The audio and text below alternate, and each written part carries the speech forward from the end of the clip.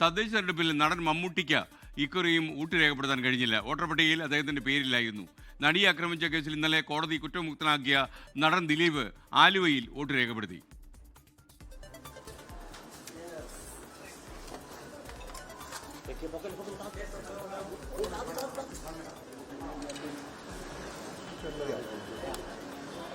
ഉച്ചയോടെയാണ് Aluva saint Francis LP സ്കൂളിലെ ബൂത്തിൽ നടൻ ദിലീപ് വോട്ട് ചെയ്യാനെത്തിയത്.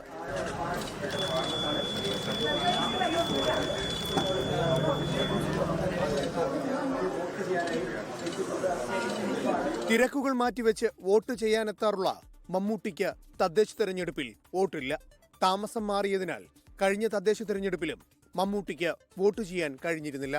നിയമസഭയിലും ലോക്സഭയിലും മമ്മൂട്ടി വോട്ട് ചെയ്തിരുന്നു.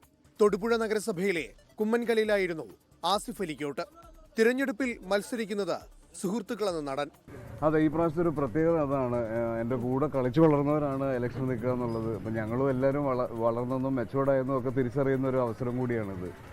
നടി ചിപ്പിയും ഭർത്താവ് രഞ്ജിത്തും തിരുവനന്തപുരം ജവഹർ നഗറിൽ വോട്ട് ചെയ്തു. എറണാകുളം പടമുകളിലായിരുന്നു നടനും സംവിധായകനുമായ ലാലിന് വോട്ട്. നടനും തിരക്കഥാകൃത്തുമായ രഞ്ജി പണിക്കർ കൊച്ചി കടവന്ത്ര സെന്റ് ജോസഫ് സ്കൂളിൽ വോട്ട് ചെയ്തു. പരമാവധി നേരത്തെ വരുന്നത് സ്വാർത്ഥ താല്പര്യമാണ്. കാരണം അധിക നേരം ക്യൂവിൽ നിൽക്കാതെ അധികം വെയിൽ കൊള്ളാതെ വോട്ട് ചെയ്തിട്ട് പോകുക എന്നുള്ളതാണ്.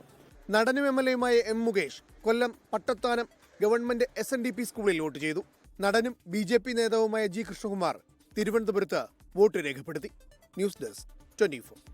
ലോകത്തെവിടെയായാലും ഏത് സമയത്തും 24 വാർത്തകളും ഓഗ്മെന്റഡ് റിയാലിറ്റി പാക്കേജുകളും എക്സ്പ്ലെയിനറുകളും വിശദമായി കാണാൻ ഞങ്ങളുടെ YouTube ചാനൽ നിങ്ങൾക്ക് സബ്സ്ക്രൈബ് ചെയ്യാം.